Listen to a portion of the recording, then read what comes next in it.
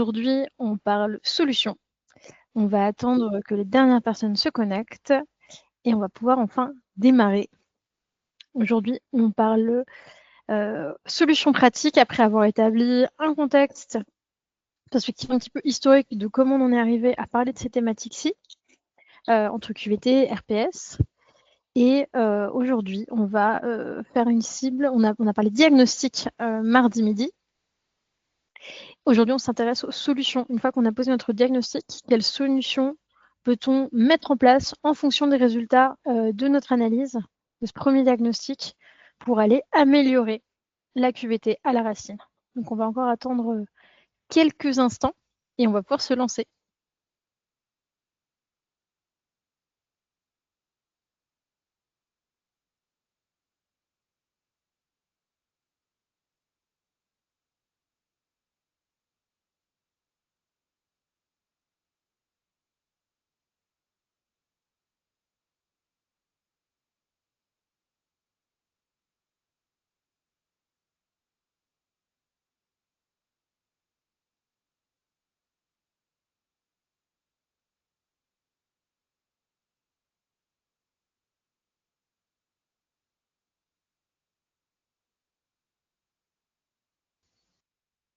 Et il est 13h, donc nous allons pouvoir commencer notre webinaire. Je vous souhaite la bienvenue. Aujourd'hui, quatrième jour de la semaine de la QVT. On parle qualité de vie au travail à la racine. On est sur le 3e webinaire. On a commencé par poser le contexte historique de cette problématique, comment on est arrivé à parler de ces enjeux en entreprise. Le 2e jour, nous avons parlé diagnostic, comment évaluer nos besoins en matière de QVT pour vraiment aller chercher les problématiques à la racine, en commençant à poser déjà cet enjeu de co-responsabilité entre salariés et organisation. Et aujourd'hui, pour le coup, on va venir adresser ensemble les solutions possibles à mettre en œuvre pour une QVT plus forte. Je vous propose sans plus attendre de démarrer notre session. Déjà, je me présente, Tani Pawar-Mirez, je suis la fondatrice de Balance France. Nous adressons la problématique de l'équilibre au sein des organisations à travers la formation et le conseil. Moi-même, consultante, formatrice, mais aussi yoga thérapeute, ce qui m'a amenée à me former pendant 2 ans dans un parcours de la faculté de médecine de Paris 7 pour accompagner les parcours de soins avec des outils psychocorporels, ce qui m'a ouvert un univers technique hyper intéressant autour des neurosciences et de la neurobiologie appliquée, que j'applique aujourd'hui au monde de l'entreprise. Aujourd'hui, en croisant ce qu'on appelle les sciences du bonheur, mais également des outils psychocorporels, des neurosciences, de la psychologie positive et des sciences du management, je propose avec le réseau, le collectif Balance at Work, de déployer la gestion de la santé physique et mentale comme une compétence au sein des organisations pour vraiment adresser cette problématique à sa racine et construire ce dont on va parler aujourd'hui, qui est la culture de co-responsabilité sur la santé et l'équilibre au travail. La manière dont on le déploie, c'est avec la méthode Balance at Work que nous avons déployée aujourd'hui dans plus d'une trentaine d'entreprises, formé plus de 700 collaborateurs à cette méthode. Sans plus attendre, je vais vous proposer qu'on avance et qu'on initie notre session. Je vous rappelle qu'il reste cette fois-ci un diagnostic organisationnel sur les 5 pour faire le point sur votre situation. Donc, n'hésitez pas. Allez regarder sur le lien s'il reste une place disponible. Premier arrivé, premier servi. Et nous pourrons faire le point sur votre situation de manière gratuite et sans engagement.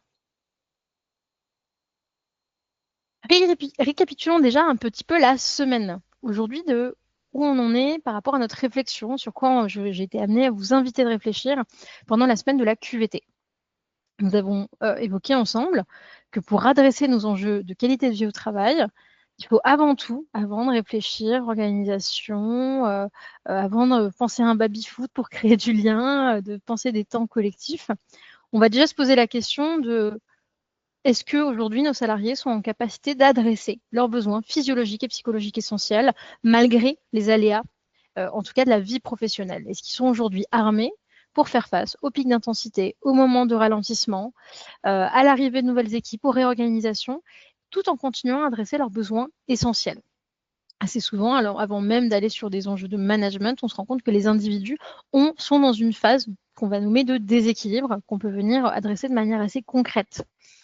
On a ensuite parlé du rapport au temps et à la performance qu'on peut venir à questionner pour la rendre plus robuste.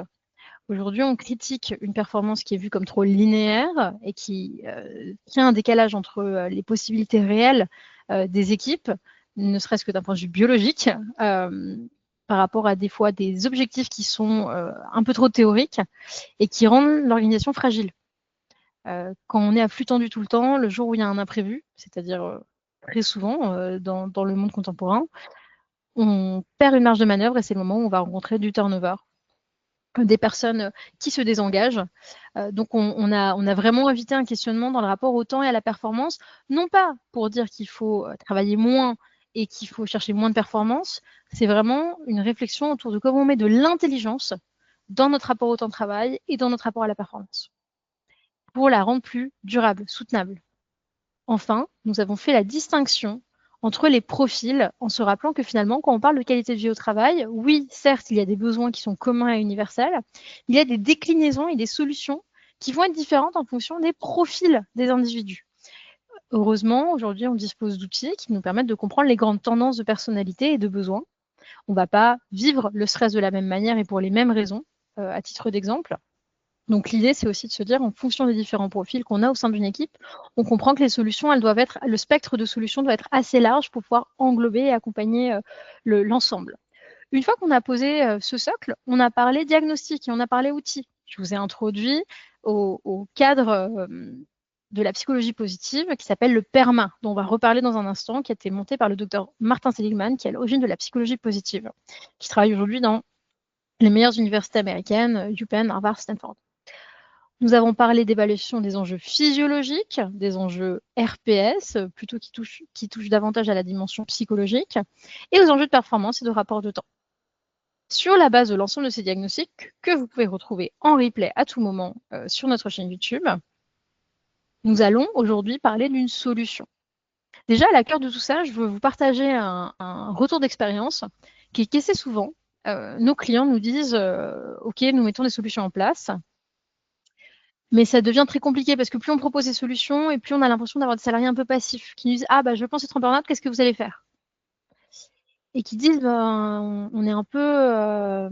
on n'a pas toutes les solutions en main. » Et puis, on sait qu'un burn-out, c'est complexe. Ça relève souvent de contextes organisationnels, mais pas que. Donc, comment on fait? Comment on fait? Et puis, jusqu'où on est censé aller en tant qu'organisation, puisqu'on touche beaucoup au personnel. Et on n'a pas de mission, on n'a aucune raison de rentrer dans la vie personnelle de nos salariés. Et donc finalement, plus on creuse cette problématique de la santé physique et mentale au travail, de la gestion de l'équilibre vie pro, vie perso, plus on se rend compte qu'on a un vrai enjeu qui est de définir une co-responsabilité. Finalement, c'est quasiment, j'aime bien prendre cette image, c'est sortir d'un rapport éventuel d'infantilisation, un vrai rapport d'égal à égal, où on considère que et organisation et salariés sont responsables de cet état d'équilibre qui va varier à travers le temps, de santé physique et mentale aussi, qui est soumise aux contextes environnementaux qui ne sont pas toutes maîtrisables, que ce soit du pro ou du perso. Et donc, on va plutôt construire une réflexion autour d'une politique QVT qui promeut la co-responsabilité. Et donc, on va regarder ensemble qu'est-ce que ça veut dire et qu'est-ce qu'on peut mettre dedans, surtout. Donc, on y va. Hop. 4 grands piliers pour construire une culture de co-responsabilité. En transverse, déjà, on va encourager ce qu'on appelle le growth mindset, donc la mentalité de croissance. On va encourager les individus et donc les organisations dans leur management à identifier toutes les difficultés comme des espaces d'apprentissage. Ce growth mindset, ça se traduit dans les approches managériales, ça se traduit dans les évaluations annuelles, semestrielles dont vous disposez. Ça se traduit dans les méthodologies utilisées pour le feedback 360, que ce soit des managers vers ses équipes et inversement, pour vraiment se dire on est constamment en co-construction en fait d'une culture et de performance et donc de co-responsabilité sur nos enjeux QVT. Et donc pour être bien au travail, on a besoin de pouvoir communiquer, on a besoin de se dire les choses et on a besoin d'identifier les moments de difficulté comme des moments où on apprend. Et on détermine ce dont a besoin l'organisation. Parce qu'assez souvent, la situation d'une personne peut renvoyer. Alors, on peut très bien, on peut avoir énormément de scénarios possibles. Ça peut très bien être une orientation, évidemment, vers des ressources extérieures, mais assez souvent, ça amène à questionner en interne de l'amélioration continue. Donc, en transverse de tout ce qu'on va se dire là, il y a vraiment cette valeur fondamentale qui est cette mentalité de croissance et qui a vocation à être transverse dans nos méthodes de travail. Le deuxième, c'est vraiment la connaissance de ces besoins physiologiques et psychologiques essentiels. On est ici sur un pilier qui est souvent assez mal connu. On sait qu'il faut bien manger, bien dormir, bien s'hydrater pour être grosso modo en forme. Et assez souvent, finalement, on l'oublie. Et puis, dès que le rush arrive, ça passe complètement de côté. On a un rapport de sprint à nos modes de travail au lieu de réfléchir sur de longs cours comme si on courait un marathon. On ne gère pas du tout la course de la même manière entre un sprint et un marathon. Et au travail, c'est un petit peu pareil. Et donc, on n'adresse pas ces besoins de la même manière non plus. L'idée ici, en tout cas, ça c'est notre métier chez Balanced, ça va vraiment être d'apporter des éléments clés pour mieux comprendre ces besoins physiologiques et psychologiques essentiels, finalement de quoi ont besoin mes différents systèmes corporels, il y en a 11, déjà pour que mon corps tourne normalement, et cela malgré les aléas. Donc ça veut dire avoir une certaine hygiène de vie sans devenir des robots, et puis par ailleurs, dans les moments d'intensité, savoir sur quoi je dois jouer pour accompagner mon corps à ne pas venir tirer sur la corde. Apprendre à écouter mes besoins. Apprendre à identifier s'il y a une sonnette d'alarme qui tourne et surtout éviter les moments où on commence à rentrer en burn-in, où justement le stress devient chronique et pour le coup mauvais. Donc on vient approfondir ces choses-là et on est sur un vrai pilier de co-responsabilité parce que si je connais mes besoins, je suis en capacité de les adresser ou de tirer une sonnette d'alarme à l'équipe en disant là, je ne suis même plus en condition d'adresser mes besoins. Comment on fait? Et je propose des solutions et on construit ensemble et on trouve des leviers pour sortir de cette situation et que je puisse continuer à être bien dans mon poste, bien dans mon rôle, bien dans ma mission. On développe pour le coup, non seulement en tant qu'individu, mais en tant qu'équipe, des stratégies d'adaptation aux périodes d'intensité, avec une approche qui est physiologique, donc qui comprend ses besoins physiologiques de base, et avec une vision qu'on va qualifier de robuste de la performance. Donc à nouveau, ça va être de dire comment, sur un temps plus ou moins long et en fonction de nos cycles de travail, on va pouvoir créer des espaces de récupération pour qu'au niveau physiologique, on puisse recharger les batteries. Ce qui va être important ici, c'est que, à nouveau, on n'est pas tous câblés pareil. Donc, on va pouvoir identifier des stratégies adaptées aux différents profils comportementaux, qui permet à chacun d'avoir les clés pour pouvoir redresser la barre quand ça commence à tanguer. Le dernier pilier de cette co-responsabilité, c'est évidemment la communication. On peut disposer des meilleurs outils du monde et du meilleur savoir. Si on ne sait pas en parler en équipe, on passe à côté de tout. Donc ici, ce qui va être essentiel, ça va être de développer l'écoute active, de comprendre cette notion de différence entre les profils comportementaux, et donc de comprendre aussi qu'on n'est pas stressé par les mêmes choses, on n'est pas motivé par les mêmes choses, et derrière, la manière dont on peut adresser les différends ou les conflits par des mécanismes non violents. Donc on peut penser notamment à la CNV, à la communication non violente, qui est un outil hyper intéressant pour pouvoir donner des feedbacks de manière constructive et avancer et incarner cette mentalité de croissance. Donc c'est assumer qu'on peut parler de tout, mais il y a des manières de l'amener et que de toute situation difficile, on a des choses à apprendre pour une amélioration continue. On est dans une lutte contre le perfectionnisme qui serait mal placé, et par contre, on est dans une exigence d'amélioration qui nous pousse tous à nous tirer en tant qu'équipe vers le haut. Et ça, c'est une co-responsabilité. Tout le monde est partie prenante, à la fois en détenant un certain nombre de savoirs, mais aussi en détenant des outils pour faire système. Ces 4 piliers, on va pouvoir les évaluer derrière dans leur impact et on va les implémenter selon différents leviers. Une QVT robuste, pour implémenter tout ça, ça va passer par, évidemment, ce que vous avez certainement déjà dans votre politique QVT, c'est-à-dire des temps de team building, donc créer des moments pour créer du lien, nourrir cette communication, nourrir ces espaces de réflexion, sortir du formel pour rentrer dans l'informel et construire des fondations solides. De la formation, évidemment, RH, manager, des référents spécifiques sur ces thématiques, ce qui peut être absolument passionnant, de venir ramener des référents sur ces thématiques-là. Qu'ils soient managers ou non d'ailleurs, hein, on en voit des très bons résultats quand on a des référents qui sont vraiment sur tous les spectres de l'organisation. Des formations, une sensibilisation aux différents profils comportementaux. Nous, ce qu'on va promouvoir, parce que c'est les plus opérants, c'est soit la méthode DISC, soit la méthode PCM, en fonction de la cible et des enjeux de votre organisation.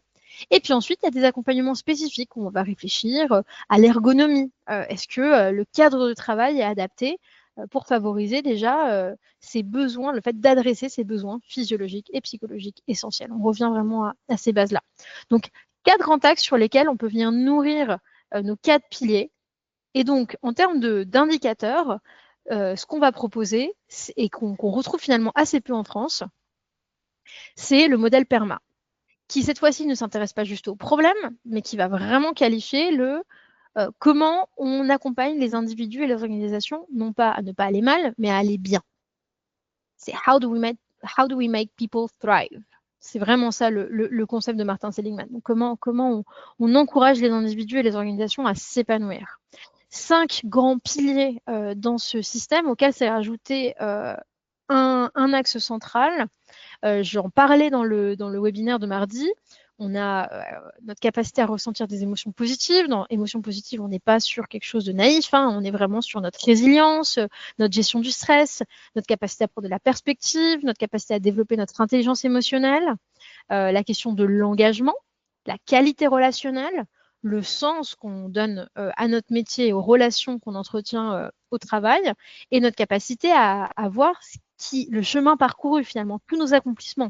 Pas juste se demander qu'est-ce qui s'est mal passé, mais également être capable de célébrer ce qui se passe bien, ce qui est essentiel pour sécuriser notre système nerveux et apporter une sécurité psychologique dans une organisation. Donc, effectivement, on a parlé de mentalité de croissance, mais dans cette mentalité de croissance, évidemment, il y a aussi une dimension valoriser ce qui est déjà là et puis grandir sur les axes qui sont améliorés. À tout ça se rajoute une brique que j'ai déjà mentionnée qui est essentielle dans notre manière de travailler chez Balanced, c'est vraiment la dimension santé physique et mentale. Est-ce que les besoins physiologiques et psychologiques essentiels sont adressés ou est-ce qu'il y a des choses à faire? On évalue l'ensemble de ces indicateurs sur un score de 1 à 10 et en fonction des résultats, on va identifier des axes de travail qui sont différents. En fonction de la situation, donc nous, souvent, ce qu'on fait, c'est qu'on va comparer un score PERMA à une analyse de votre existant, tout ce que vous avez pu mettre en place, et on va voir ressortir, pour le coup, voilà, des stats qui sont un petit peu plus faibles. En fonction de ça, on va pouvoir proposer des solutions différentes qui vont prendre la forme de séminaires avec un axe team building, de formation, d'accompagnement plus précis des RH, des managers, des dirigeants, des espaces de codev qu'on va pouvoir créer pour co-créer des leviers et des politiques adaptées à l'enjeu qui a été identifié. Pour vous prendre quelques exemples qui reviennent assez souvent, pour l'axe d'émotions positives, donc cette question de la gestion du stress, la capacité de résilience, est-ce qu'on arrive à avancer malgré les aléas? On va proposer 3 grands piliers. Le premier, c'est de former au score PANAS. Ça, c'est assez efficace et c'est assez rapide en plus. Le score PANAS, c'est un score qui nous vient de l'université UPenn aux États-Unis et qui permet d'analyser le profil émotionnel de l'individu. L'idée est simple, c'est de se dire qu'on a un profil de base qui est fixé à l'âge de 7 ans, qui nous dit si on a une tendance aux émotions, une propension à l'émotivité positive ou l'émotivité négative. Vous avez sûrement remarqué qu'il y a des personnes qui sont un peu des éternels optimistes, d'autres qui sont très neutres et d'autres qui sont un peu tout le temps négatifs. Et bien finalement, l'analyse PANAS, elle nous propose justement une réflexion. Elle nous dit effectivement, on a une nature émotionnelle. Ça ne veut pas dire qu'on ne peut pas ressentir tout le spectre des émotions, mais on a une base qui est ce socle. C'est un peu comme les profils comportementaux de DISC ou de PCM, les MBTI et autres. Et donc, c'est important de le connaître pour déjà se dire quelle est ma base, ma normalité, et construire à partir de là. Parce que si on cherche tous à devenir la même personne, on est tous en échec. Parce qu'on prétend qu'on est on rentre tous dans les mêmes cases. C'est pas le cas. Et c'est passionnant. C'est très bien. Donc déjà, on s'intéresse à ce score PANAS pour découvrir quel est mon profil. Et donc, on a 4 grands profils dans lesquels on va pouvoir se repérer et déjà normaliser quelle est ma nature, ma base émotionnelle. À partir de là, on va pouvoir travailler la notion de growth mindset et voir comment elle se traduit dans l'organisation, que ce soit dans le management ou dans ma manière de travailler à l'échelle individuelle. Et puis, on va rajouter évidemment une brique santé mentale pour apprendre à parler de gestion du stress, apprendre à gérer nos émotions, apprendre à voir la dimension physiologique aussi de la santé mentale, parce qu'on peut aussi aller mal, parce que le corps concentre des tensions, subit la sédentarité, etc. Donc, 3 grands piliers qu'on peut venir amener pour travailler les émotions positives. Ensuite, on va travailler la brique engagement. Et donc là, on va se questionner. Une des premières études sur les conditions d'engagement, c'est l'étude du flow. Et c'est intéressant, ce concept, il est né dans les années 60-70, notamment porté par le docteur Martin Seligman à l'époque, donc fondateur de la psychologie positive. Et c'est depuis quelque chose qui est analysé, on a 50 ans d'analyse sur les conditions de l'état de flow. Et donc la problématique qui est adressée ici, c'est vraiment donc comment on crée les conditions parfaites pour perdre une notion du temps, être complètement investi dans la bulle de ce qu'on est en train de faire, qu'on soit sur un travail individuel ou un travail collectif. Donc ça, c'est quelque chose qu'on peut vraiment travailler dans les organisations. Se demander au sein de notre structure, de notre mode de fonctionnement, de nos équipes, quelles sont les conditions de flow pour permettre à tout le monde de travailler le mieux possible. Ensuite, comment on construit une culture d'autonomie? Hyper important, très demandé par les salariés aussi. Comment on construit une culture de confiance finalement? Et tout ça, ça se construit. C'est pas quelque chose qui est si évident. Je pense que je ne vous apprends rien là-dessus. Et on voit vraiment des résultats très intéressants quand on invite nos clients à réfléchir à cette question-là et à mettre des mots dessus. Et pour le coup, à accompagner les collaborateurs en posant des mots dessus. C'est quoi l'autonomie? C'est quoi la responsabilité? C'est quoi la confiance en fonction du niveau hiérarchique? Et finalement, vers quoi on prétend aussi, parce que cette autonomie, elle ne va faire que s'élargir à travers le temps. Et pour le coup, voilà, donner une perspective aux salariés pour voir comment ils grandissent également à l'échelle individuelle en appartenant à quelque chose de plus grand.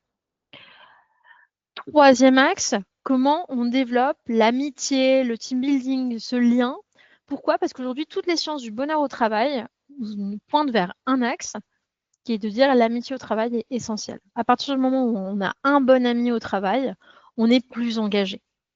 Donc pour le coup, se pose la question de quelles sont les conditions pour créer une amitié professionnelle et favoriser le fait qu'il y ait cet espace informel, cette relation informelle qui nourrisse le formel. Et pareil, il y a énormément de choses qu'on peut faire qui sont très intéressantes pour valoriser à sa juste valeur cet axe-là. Sur les relations, on va travailler réellement la compréhension de nos différences. Je vous le disais tout à l'heure, on n'est pas tous câblés de la même manière. Pour le coup, ça va être très important de pouvoir avoir des clés de lecture des individus avec lesquels on collabore, que ce soit les personnes avec qui on travaille, que ce soit nos clients, des partenaires, et de pouvoir nous adapter au mieux, développer notre intelligence émotionnelle et notre capacité par empathie de s'adapter au profil qui est en face de nous, qui soit très proche de nous ou pas du tout. Donc pour ça, on va utiliser plusieurs méthodes possibles. On va utiliser la méthode Disque Flow, qui est une approche de la méthode Disque avec un axe intelligence émotionnelle qui va être poussé et qui a l'avantage d'être assez facilement opérant.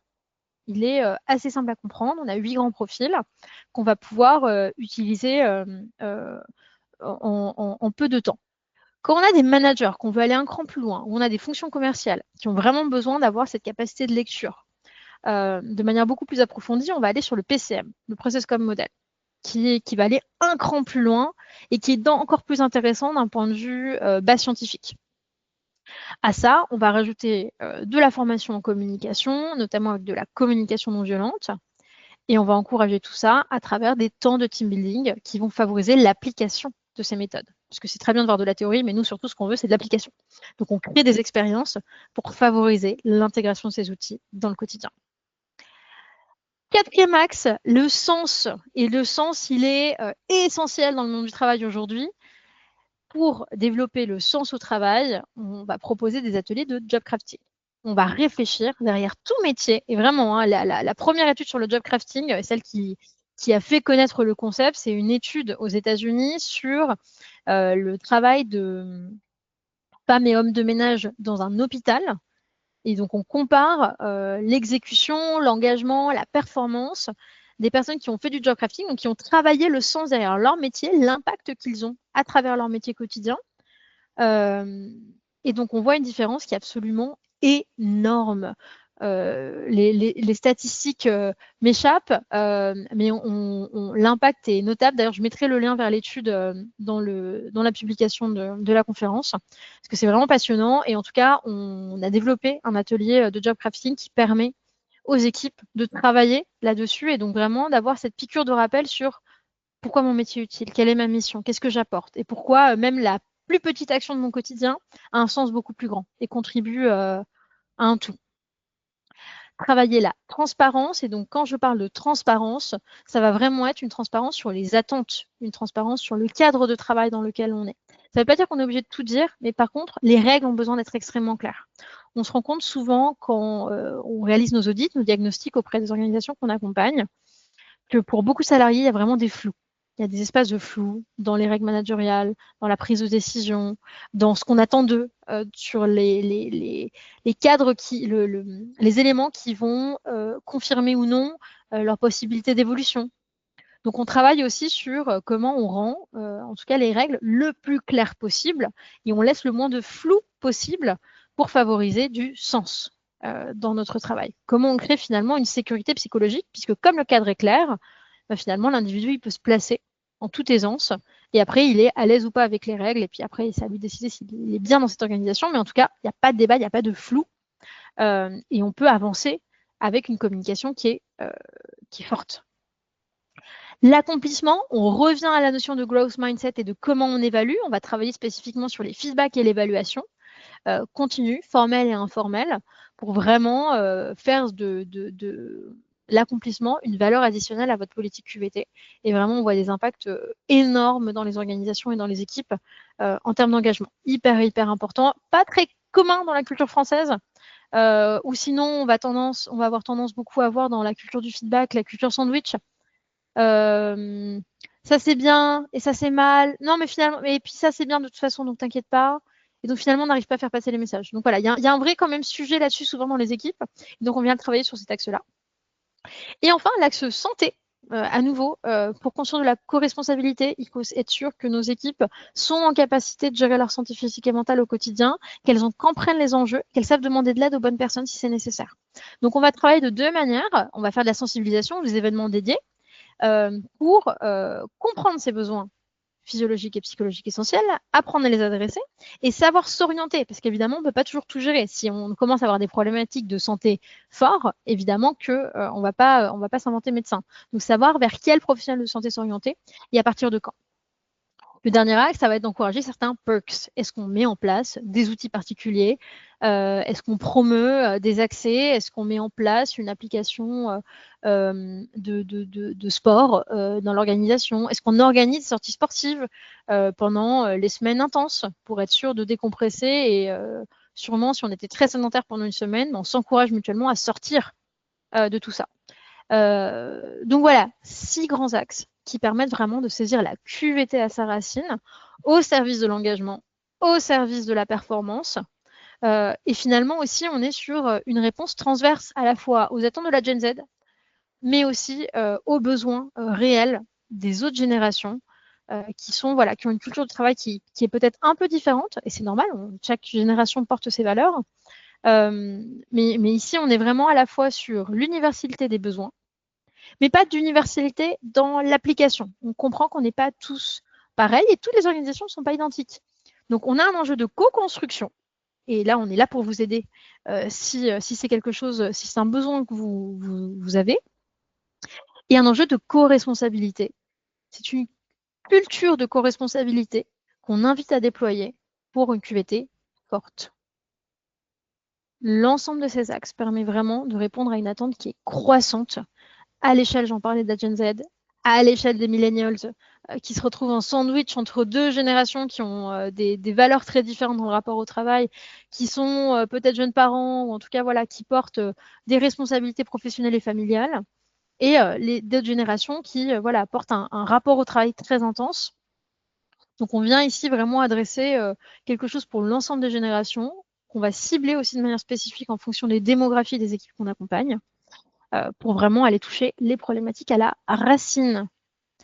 Voilà pour la réflexion d'aujourd'hui. Nous sommes parfaitement dans les temps. Je vous rappelle que vous pouvez saisir le dernier diagnostic orga de la semaine de la QVT. C'est le tout dernier. Donc foncez si c'est quelque chose qui vous intéresse. À nouveau, c'est sans engagement. Donc ça nous permet juste de faire le point sur votre situation. Je vais vous remercier pour votre écoute. Je vais vous souhaiter une très bonne fin de semaine de la QVT. Demain, on se retrouve pour une Webimarche avec Anthony Barvet, une expérience un peu différente pour clôturer cette semaine de la QVT. Prenez bien soin de vous. Nos contacts sont dans les commentaires, donc n'hésitez pas à prendre contact avec nous pour toute question ou interrogation. Et je vous dis à très bientôt.